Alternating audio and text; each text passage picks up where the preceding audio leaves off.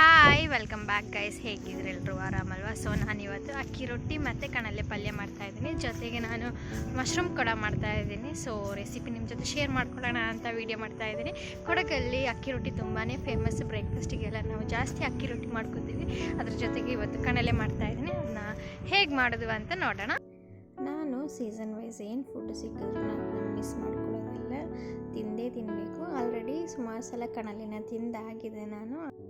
ಈಗ ಪುನಃ ಸಿಕ್ಕಿದೆ. ಇದನ್ನ ಹೇಗೆ ಮಾಡೋದು ಅಂತ ರೆಸಿಪಿ ನಿಮ್ಮ ಜೊತೆ ಶೇರ್ ಮಾಡ್ತಾ ಇದ್ದೀನಿ.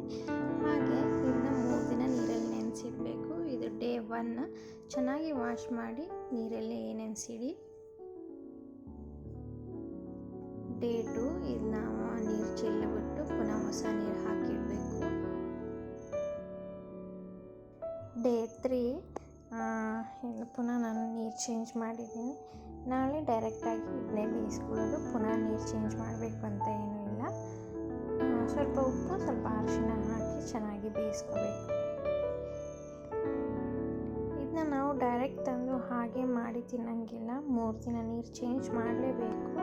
ಡೈರೆಕ್ಟ್ ತಿಂದರೆ ಹೆಲ್ತಿಗೆ ಒಳ್ಳೆಯದಲ್ಲ ಅಂತ ಹೇಳ್ತಾರೆ. ಹಾಗೆ ನೀರಲ್ಲಿ ನೆನೆಸಿಡೋದ್ರಿಂದ ಅದು ಸ್ವಲ್ಪ ಹುಳಿ ಬರುತ್ತೆ. ಅದೊಂಥರ ಟೇಸ್ಟ್ ಚೆನ್ನಾಗಿರುತ್ತೆ ಮಾಡಿದ ಮೇಲೆ. ನೆಕ್ಸ್ಟ್ ಡೇ ನಾನು ಇದನ್ನ ಬೇಯಿಸ್ಕೊತಾ ಇದ್ದೀನಿ. ಇದು ಪೂರ್ತಿ ಮಾಡಲ್ಲ, ನಾನು ಸ್ವಲ್ಪ ತೆಗೆದಿಟ್ಕೊತಾ ಇದ್ದೀನಿ. ಫ್ರೀಝರಲ್ಲಿ ಇಟ್ಕೋಬೇಕು, ಇಲ್ಲಾಂದರೆ ಹಾಳಾಗ್ತದೆ. ಇದು ಮಾಡಲಿಕ್ಕೆ ನಿಮಗೆ ಬೆಳ್ಳುಳ್ಳಿ ಹೆಚ್ಚಿಗೆ ಬೇಕು. ಹಾಗೆ ಸಾಸಿವೆನ ಸ್ವಲ್ಪ ಜಾಸ್ತಿನೇ ಹಾಕ್ಕೋಬೇಕು.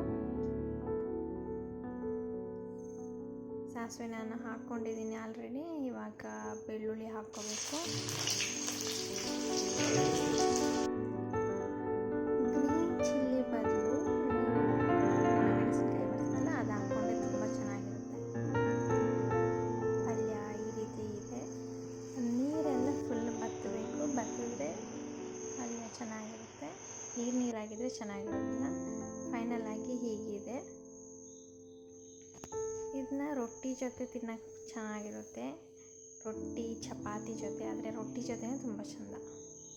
ಹಾಗೆ ನನಗೆ ಇವತ್ತು ಅಣಬೆ ಸಿಕ್ಕಿದೆ, ಅದನ್ನ ಮಾಡೋಣ ಅಂತ ಅಂದ್ಕೊಂಡಿದ್ದೀನಿ. ಇದನ್ನ ನಮ್ಮ ಕಡೆ ಕೊಡೆ ಅಣಬೆ ಅಂತ ಹೇಳ್ತಾರೆ.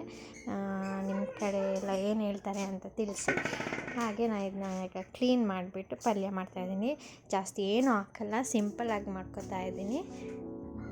ಒಂದೊಂದು ಕಡೆ ಒಂದೊಂದು ಥರ ಕ್ಲೀನ್ ಮಾಡ್ಕೋತಾರೆ. ಕೆಲವರು ಇದ್ರದ್ದು ಮೇಲೆ ಸಿಪ್ಪೆ ತೆಗಿತಾರೆ. ನಾನು ಹಾಗೆ ಮಾಡೋದಿಲ್ಲ. ಸಿಪ್ಪೆ ಇದ್ರೇ ಒಂಥರ ಚೆಂದ, ಟೇಸ್ಟ್ ಕೂಡ. ಕ್ಲೀನ್ ಮಾಡಿ ಉಪ್ಪು ನೀರಲ್ಲಿ ಹಾಕಿರ್ತೀನಿ ನಾನು ಸ್ವಲ್ಪ ಹೊತ್ತು. ಆಮೇಲೆ 1-2-3 ಸಲ ನಾನು ನೀರಲ್ಲಿ ಹಾಕಿ ಕ್ಲೀನ್ ಮಾಡ್ಕೊತೀನಿ. ಅದನ್ನ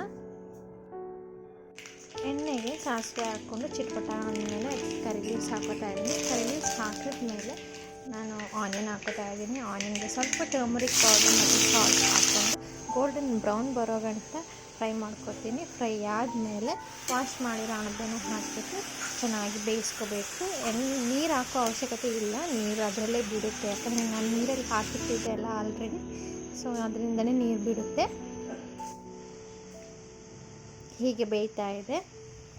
ಇದು ರೆಡಿ ಆಗಿದೆ. ರಾತ್ರಿಗೆ ರೊಟ್ಟಿ ಮಾಡ್ಕೊಳ್ಳೋಣ ಅಂತ ಅನ್ನ ಮಾಡ್ಕೊಂಡಿದ್ದೀನಿ. ಈ ಸೊಸೈಟಿ ಅಕ್ಕಿಯಲ್ಲಿ ನಾನು ಅನ್ನ ಮಾಡ್ಕೊಂಡಿದ್ದೀನಿ. ಅದರಲ್ಲಿ ಮಾಡಿದ್ರೇ ಚೆನ್ನಾಗಿರುತ್ತೆ, ಸಾಫ್ಟಾಗಿರುತ್ತೆ. ಸೊ ಅನ್ನ ರೆಡಿ ಆಗಿದೆ. ನಾನು ಜಾರಲ್ಲಿ ಗ್ರೈಂಡ್ ಮಾಡ್ಕೊತಾ ಇದ್ದೀನಿ. ಫಸ್ಟಿಗೆ ಅಕ್ಕಿ ಹುಡಿ ಹಾಕಿ, ಆಮೇಲೆ ಸ್ವಲ್ಪ ಅನ್ನ ಹಾಕಿ, ಪುನಃ ಅಕ್ಕಿ ಹುಡಿ ಹಾಕಿ, ಪುನಃ ಅನ್ನ ಹಾಕಿ, ಸ್ವಲ್ಪ ಸಾಲ್ಟ್ ಹಾಕಿಬಿಟ್ಟು ಗ್ರೈಂಡ್ ಮಾಡ್ಕೊತಾ ಇದ್ದೀನಿ. ಗ್ರೈಂಡ್ ಮಾಡಿ ಆದಮೇಲೆ ಈ ರೀತಿ ಇದೆ. ಇದನ್ನ ಕೈಯಲ್ಲಿ ಚೆನ್ನಾಗಿ ನಾದಬೇಕು. ತುಂಬ ಸಾಫ್ಟ್ ಆಗೋ ಗಂಟ ನಾದಬೇಕು. ಎಲ್ಲ ರೆಡಿ ಆದಮೇಲೆ ಹೀಗಿದೆ.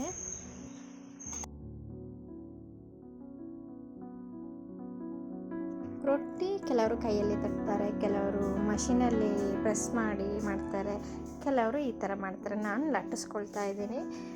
ಪ್ರೆಸ್ ಮಾಡೋದು ನನಗೆ ಅಷ್ಟು ಇಷ್ಟ ಆಗಲ್ಲ, ಲಟ್ಟಿಸ್ಕೊತಾ ಇದ್ದೀನಿ.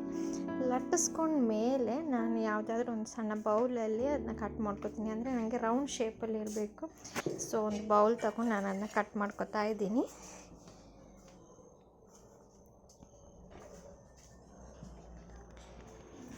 ಈ ಕಡೆ ನಾನು ಲಟ್ಟಿಸ್ಕೊಂಡ ಹಾಗೆ ನನ್ನ ಹಸ್ಬೆಂಡ್ ರೊಟ್ಟಿನ ಕಾಯಿಸ್ತಾ ಇದ್ದಾರೆ. ಕೆಲವರು ಹಳ್ಳಿ ಕಡೆ ಒಲೆಯಲ್ಲೇ ಕಾಯಿಸ್ಕೊತಾರೆ. ಹಸ್ಬೆಂಡ್ ಹಂಚಲ್ಲಿ ಆ ಕಡೆ ಈ ಕಡೆ 2 ಸಲ ಕಾಯಿಸ್ಕೊಂಡು ಆಮೇಲೆ ಡೈರೆಕ್ಟು ಒಲೆಗೆ ಹಾಕ್ತಾ ಇದ್ದಾರೆ. ಸ್ಟವ್ ಮೇಲೆ ಇಟ್ಟಿದ್ದಾರೆ.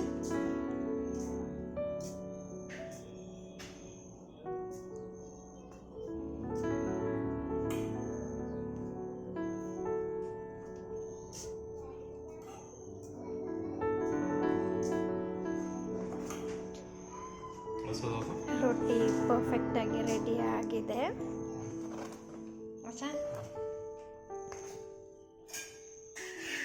ಒಮ್ಮೆ ರೊಟ್ಟಿನ ಅಣಬೆ ಜೊತೆ, ಇನ್ನೊಮ್ಮೆ ರೊಟ್ಟಿನ ಕಣಲೆ ಜೊತೆ ಟ್ರೈ ಮಾಡಿ, ತುಂಬ ಚೆನ್ನಾಗಿತ್ತು. ನೆಕ್ಸ್ಟ್ ಡೇ ಮಾರ್ನಿಂಗ್ ಬ್ರೇಕ್ಫಾಸ್ಟಿಗೆ ಕೂಡ ಅದೇ ಇತ್ತು. ಬ್ರೇಕ್ಫಾಸ್ಟ್ ಎಲ್ಲ ಆದಮೇಲೆ ನಾನು ಗದ್ದೆ ತೋಟಕ್ಕೆ ಹೋದೆ ಹಸ್ಬೆಂಡ್ ಜೊತೆಗೆ. ಗದ್ದೆಯಲ್ಲಿ ತೋಟ ಮಾಡಿ ಇವಾಗ 2 ಇಯರ್ಸ್ ಆಗ್ತಾ ಬಂತು. ಸೊ ಕೆಲಸ ನಡೀತಾ ಇತ್ತು. ಹಾಗೆ ಹಸ್ಬೆಂಡ್ ಜೊತೆಗೆ ವಾಕ್ ಹೋಗಿ ಬಂದೆ. ದಮ್ಮನ್ನು ಕೂಡ ಕರ್ಕೊಂಡು ಹೋಗಿದ್ವಿ. ಗದ್ದೆಯಲ್ಲಿ ನಾವು ಕಾಫಿ ತೋಟ ಮಾಡಿದ್ದೀವಿ. ಯಾಕಂದರೆ ಭತ್ತ ಬೆಳೆಯೋಕ್ಕಾಗೋದಿಲ್ಲ, ಬೇರೆ ಏನು ಬೆಳೆಯೋಕ್ಕಾಗೋದಿಲ್ಲ, ಆನೆಕಾಟ ತುಂಬ ಇದೆ. ನಮ್ಮ ಗದ್ದೆಯಲ್ಲಿ ವ್ಯೂ ಹೀಗಿದೆ. ಇದು ನಮ್ಮ ತೋಟ. ದಮ್ಮನ ಅವರ ಅಪ್ಪನ ಜೊತೆಗೆ ಇದ್ದಾನೆ.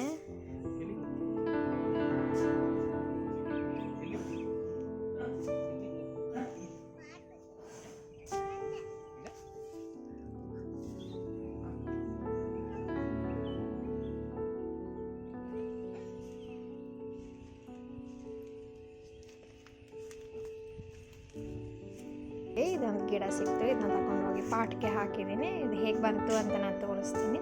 ಸೊ ಇದಾಗಿದೆ ಇವತ್ತಿನ ವಿಡಿಯೋ. ಈ ವಿಡಿಯೋ ಇಷ್ಟ ಆದರೆ ಲೈಕ್, ಶೇರ್, ಕಮೆಂಟ್ ಮಾಡಿ. ಹಾಗೆ ಸಬ್ಸ್ಕ್ರೈಬ್ ಮಾಡೋದನ್ನು ಮರಿಬೇಡಿ. ಹೊಸದಾಗಿ ಯಾರೆಲ್ಲ ವಿಡಿಯೋ ನೋಡ್ತಾ ಇದ್ದೀರಾ, ವಿಡಿಯೋ ಇಷ್ಟ ಆದರೆ ಲೈಕ್, ಶೇರ್, ಕಮೆಂಟ್ ಮಾಡಿ. ಹಾಗೆ ಸಬ್ಸ್ಕ್ರೈಬ್ ಮಾಡೋದನ್ನು ಮರಿಬೇಡಿ. Thanks for watching. ನೆಕ್ಸ್ಟ್ ವಿಡಿಯೋದಲ್ಲಿ ಸಿಗೋಣ. ಬಾಯ್.